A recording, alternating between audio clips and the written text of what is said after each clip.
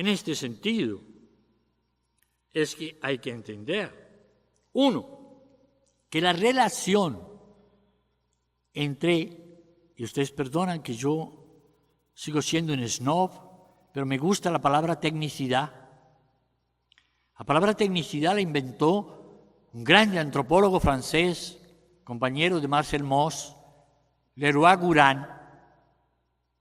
Leroi-Gourhan descubrió que hasta en las culturas más primitivas la técnica no era un conjunto de herramientas, era sistema.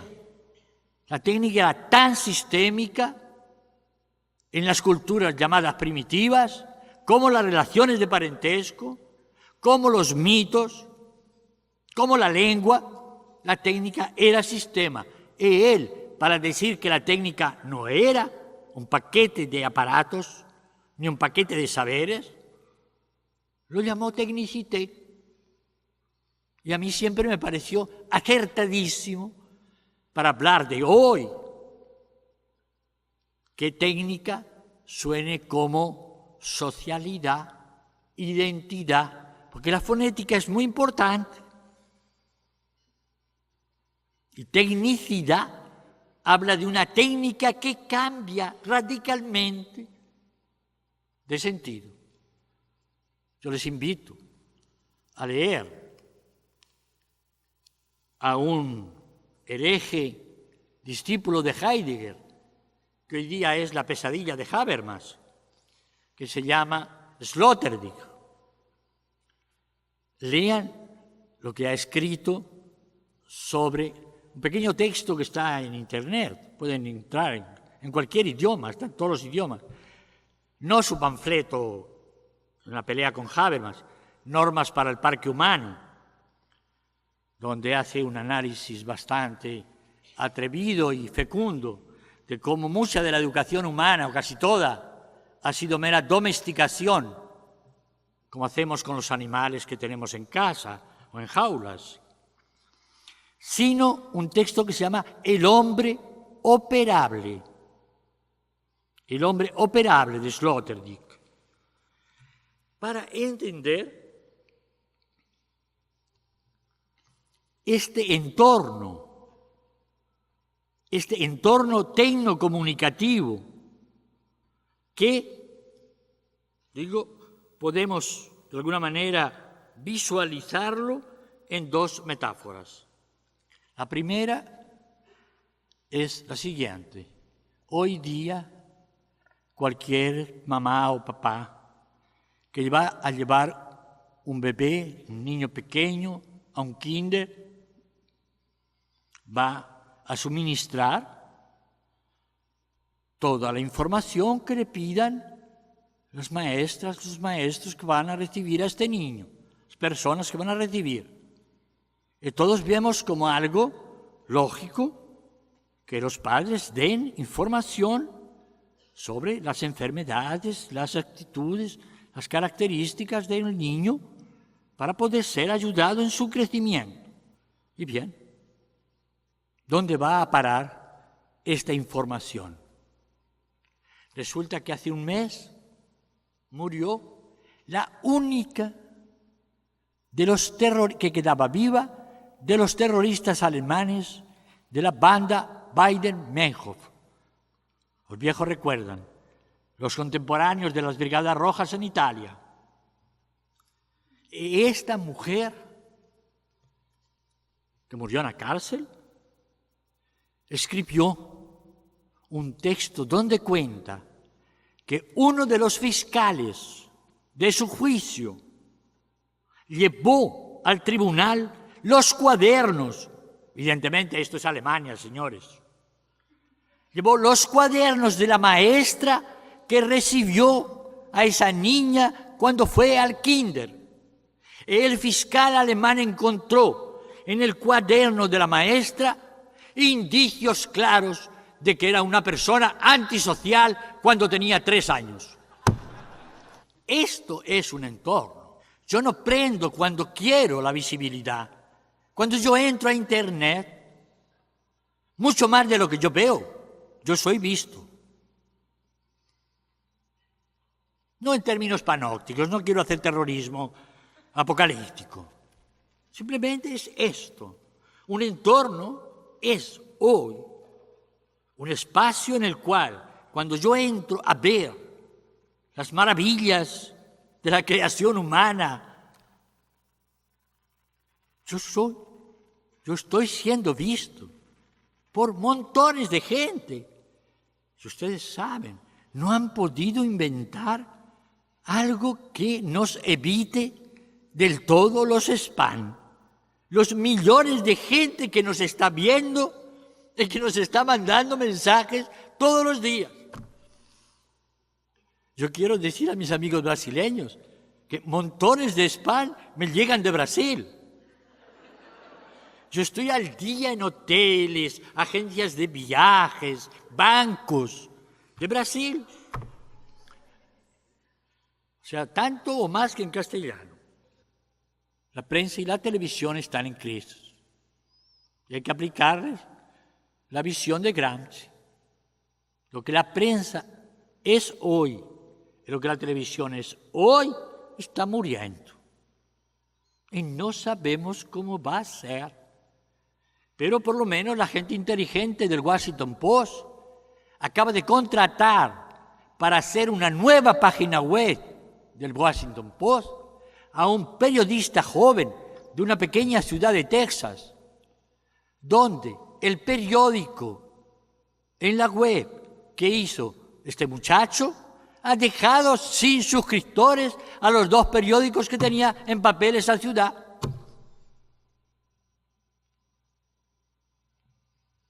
Repito, yo no creo que vaya a desaparecer la prensa, pero lo que sí vamos sabiendo es que ya no puede pretender imitar a la televisión como hizo durante mucho tiempo, sobre todo en las ediciones de los domingos, donde había mucha más imagen que texto, porque era su manera de competir con la televisión, una manera bastante torpe.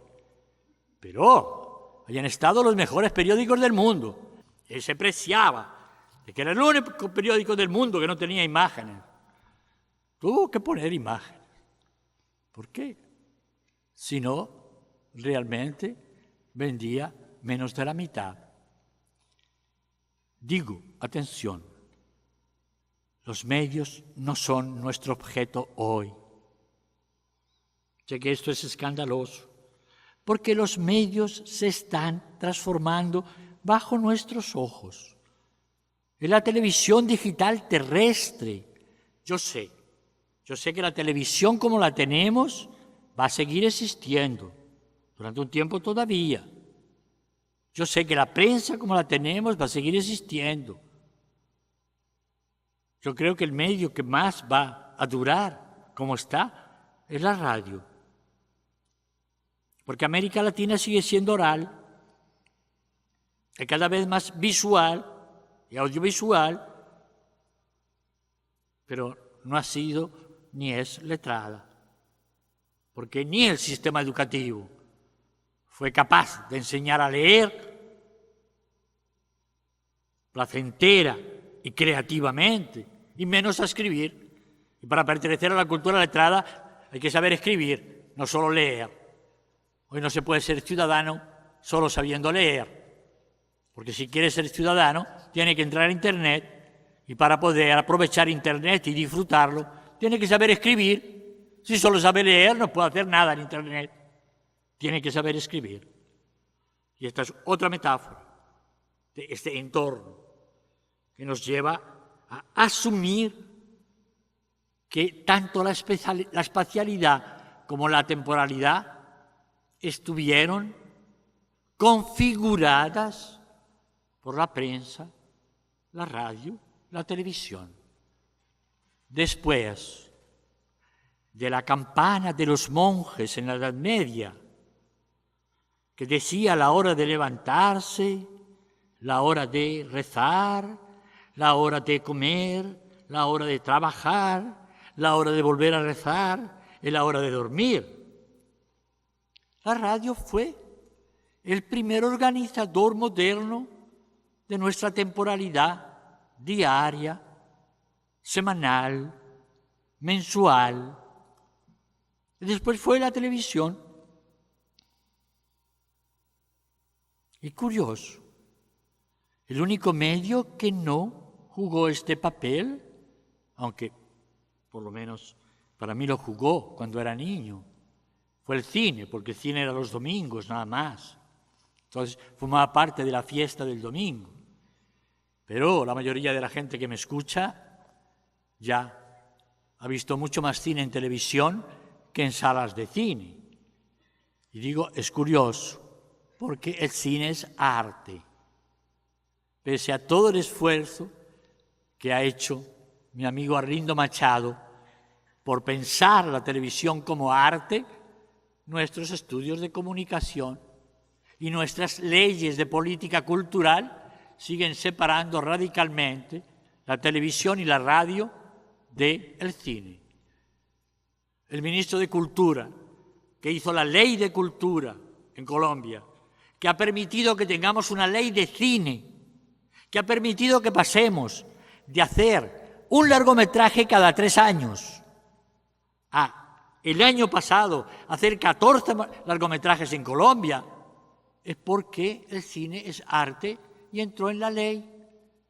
Varios amigos no conseguimos que este amigo nuestro, ministro, metiera con tanta razón o más que el cine, en términos culturales, en la Ley Nacional de Cultura, metiera la radio y la televisión. No fue posible. Evidentemente, eso tiene consecuencias muy graves, porque hoy hay política pública de cine que tiene que ver con formación para más creadores de cine. Tiene que ver con salas independientes. No solo tiene que ver con hacer largometrajes, tiene que ver con todo el circuito, la circulación, el consumo. Pero de radio y televisión nunca aparecieron como figuras de la cultura con mayúscula y por tanto no estuvieron en la ley. Digo, esta capacidad de ritmar nuestro tiempo, de configurar nuestro espacio, que han tenido los medios, esto está en crisis.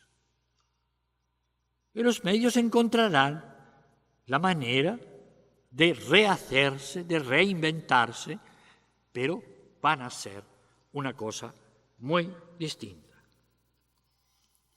Hubo una anécdota, o mejor, una reflexión, un pequeño libro que un filósofo, sociólogo, poeta alemán, Hans Magnus Enzensberger, su pequeño folleto, primero que escribió sobre medios de comunicación, dijo una cosa que me parece hoy estratégica. Qué maravilla la valentía de los jóvenes universitarios franceses que lograron poner en crisis al Estado francés. Pero qué juventud tan anacrónica. Cuando quisieron tomarse el poder, se tomaron el Teatro Nacional y no la televisora nacional francesa. Por esto digo que quiero hablar a los jóvenes. Por favor, no seamos anacrónicos, como fueron los grandes rebeldes de mayo del 68, tomándose el Teatro Nacional, que le importaba a una pequeñísima minoría francesa, y no siendo capaces de pensar que el poder pasaba por la televisora nacional, como les dijo Enzensberger. Yo creo que, termino para hacer unas reflexiones básicamente metodológicas del cómo investigar. Yo terminaría planteando esta primera parte de tipo epistemológico con la siguiente reflexión. Cuando hablamos de globalización y cuando hablamos de tercer entorno, de ecosistema tecnocomunicativo, tecnocientífico, no estamos tratando de inventar espacios huecos, espacios vacíos, metáforas que nombran utopías artificiales. Estamos tratando de nombrar lo que apenas está naciendo. Porque yo sí creo que estamos no ante una época de cambios, sino ante un cambio de época. Y repito las palabras de Roger Chartier, que no es un comunicólogo norteamericano, es un historiador francés. La mayoría de los periódicos identifican Internet con la imprenta. Sería un fenómeno parecido al de la imprenta, el paralelo de la imprenta. Roger Chartier, no Negroponte, ha escrito, es una estupidez comparar Internet con la imprenta. La imprenta se creó para reproducir lo que ya estaba. Internet es solo comparable a la invención del alfabeto en el Neolítico, porque ahí hay nuevas escrituras, nuevas formas de escribir, narrativas no lineales y articulación, recogiendo la reflexión de Castells, de los dos lados del cerebro que el maniqueísmo occidental nos metió en la cabeza y que no existe. Entre el lado juicioso, argumental del ser humano serio y por otro lado la pasión, la imaginación, la creatividad. Yo era muy joven cuando leía Bachelard. Se necesita tanta imaginación para hacer la hipótesis de la relatividad de Einstein como para componer la novena de Beethoven.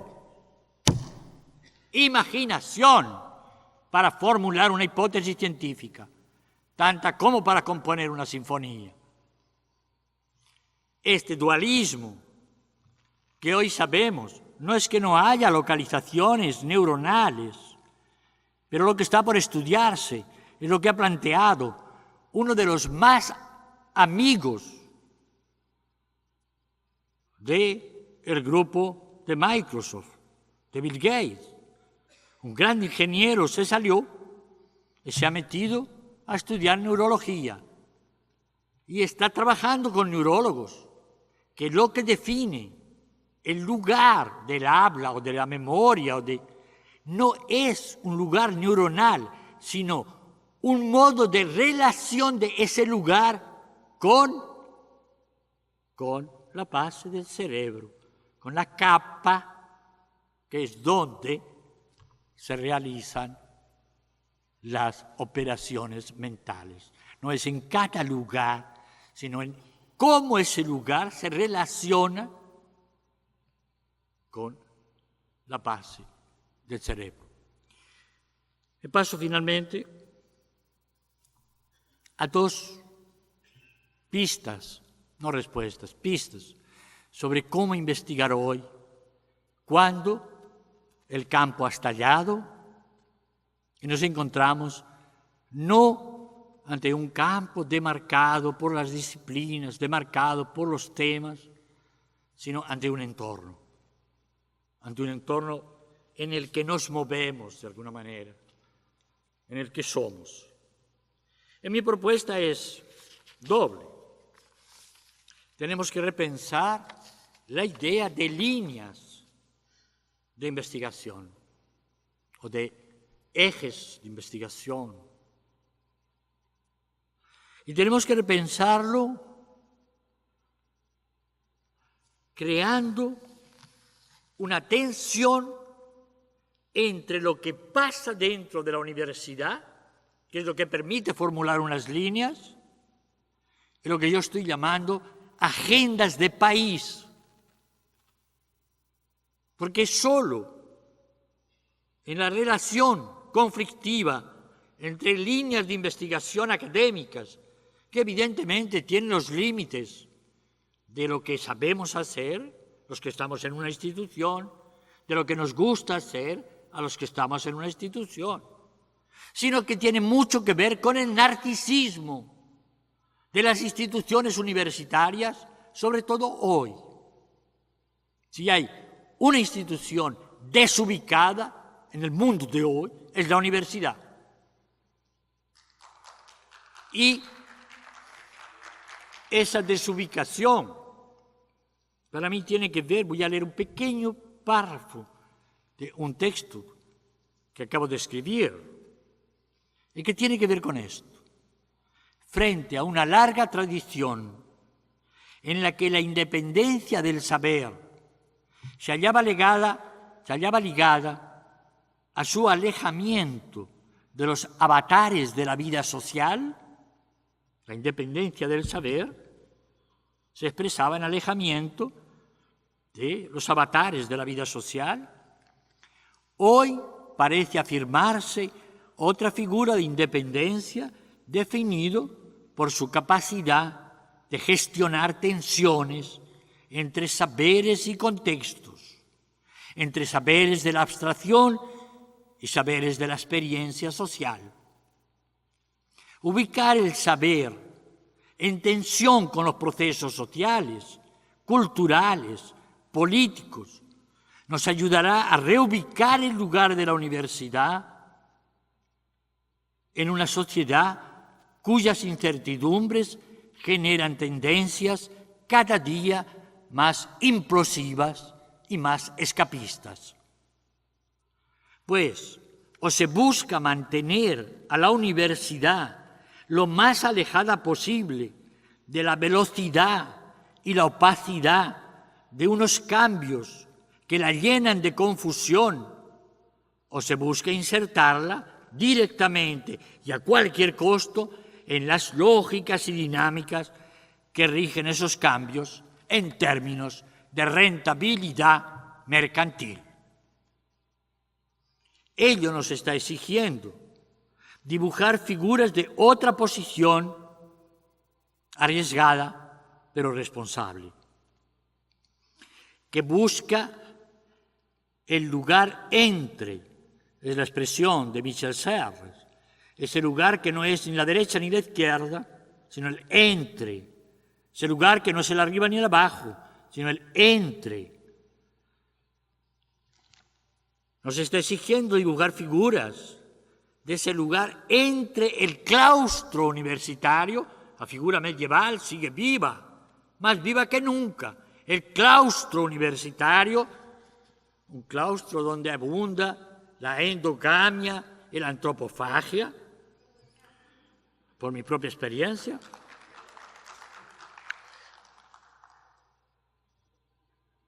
Entre el claustro universitario y el torbellino social, porque esto es la sociedad hoy, un torbellino, una de cuyas figuras es la que emerge en el entrecruzamiento entre nuestras academias, con frecuencia inertes, líneas de investigación y una mínima agenda de país